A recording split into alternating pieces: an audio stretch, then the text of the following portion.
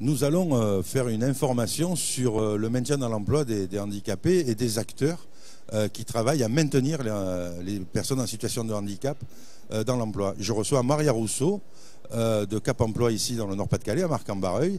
Bonjour Maria. Bonjour.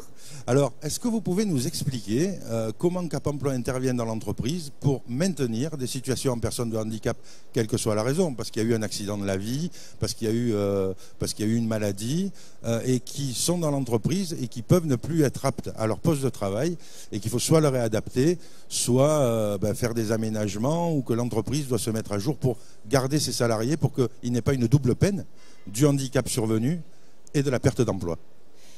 Alors, par rapport donc à votre question et spécifiquement sur l'aménagement, ce sera plus mon collègue tout à l'heure qui vous expliquera. Donc, c'est plus en fait le SAMET qui s'occupe de l'aménagement et l'adaptation des postes de travail. En ce qui concerne en fait les Cap Emploi, nous sommes plus une structure d'insertion professionnelle. Donc, à partir du moment où la personne est en situation de handicap, elle peut être accompagnée effectivement par le Cap Emploi, mais il faut impérativement qu'elle soit devenue demandeur d'emploi. À partir du moment où elle est devenue demandeur d'emploi, elle peut demander donc un accompagnement spécifique Cap Emploi, mais orienté par le Pôle emploi dans un premier temps. Alors, il n'y a pas, comme il y avait fut un temps chez Pôle emploi, qui s'appelait la NPE, l'équipe technique de reclassement qui intervenait avant la catastrophe, avant le licenciement, pour permettre aux salariés dans le futur privé d'emploi à cause du handicap d'être maintenus.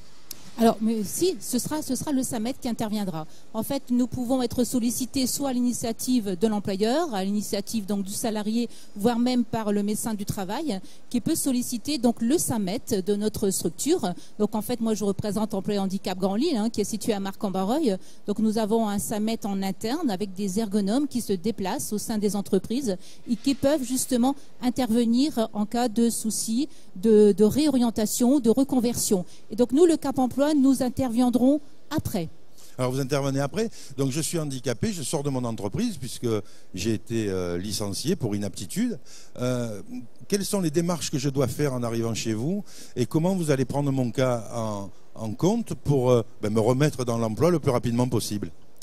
Alors, à partir du moment où la personne arrive chez nous, elle sera de toute façon conviée à une première réunion d'information collective qui sera donc animée par un conseiller professionnel donc du Cap Emploi qui est spécialisé justement dans l'accompagnement des personnes dites bénéficiaires de l'obligation d'emploi. À partir de là, donc il y aura un premier rendez-vous qui sera donc effectué avec donc une spécificité pour être surtout en lien et très très proche du domicile de la personne. Nous avons donc plusieurs antennes qui sont dans la région justement Hauts-de-France pour que la personne n'ait pas énormément à se déplacer.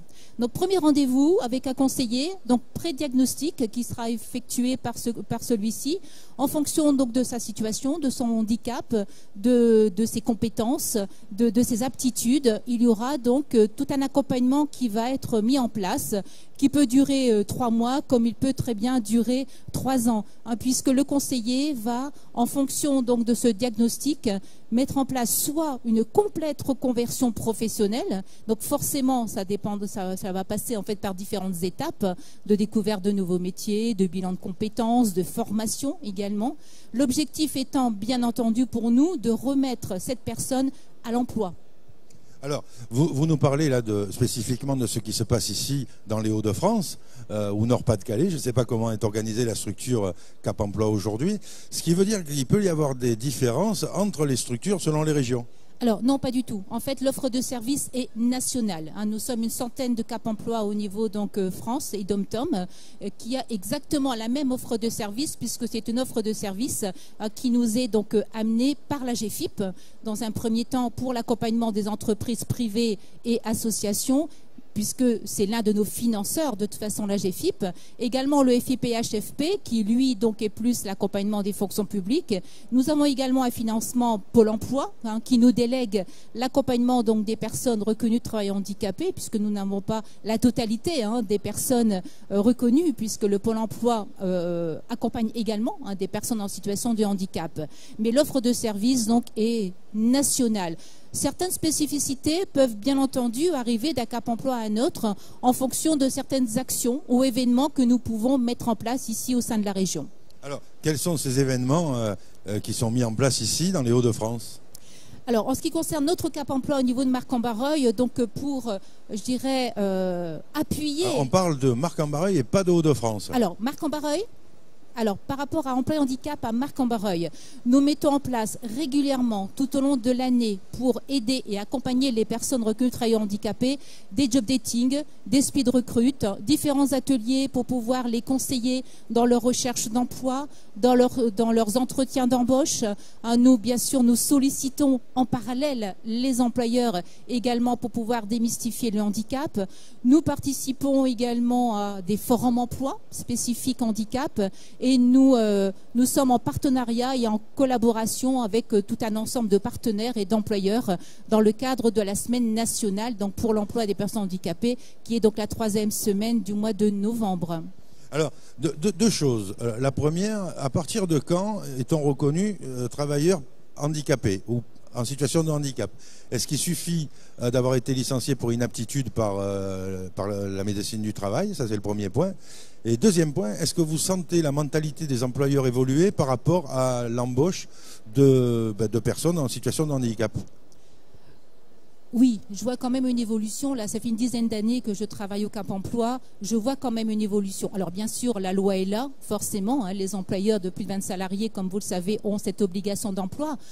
Mais malgré cette obligation, on voit quand même une évolution qui permet de travailler, je dirais, en meilleure collaboration avec certaines entreprises et, je dirais, bizarrement, plus avec les PME, TPE qu'avec les grosses entreprises qui ont, je dirais, cette obligation, mais qui mènent d'autres actions, pas forcément au niveau du recrutement, mais d'autres actions de sensibilisation ou de maintien également dans l'emploi, bien évidemment.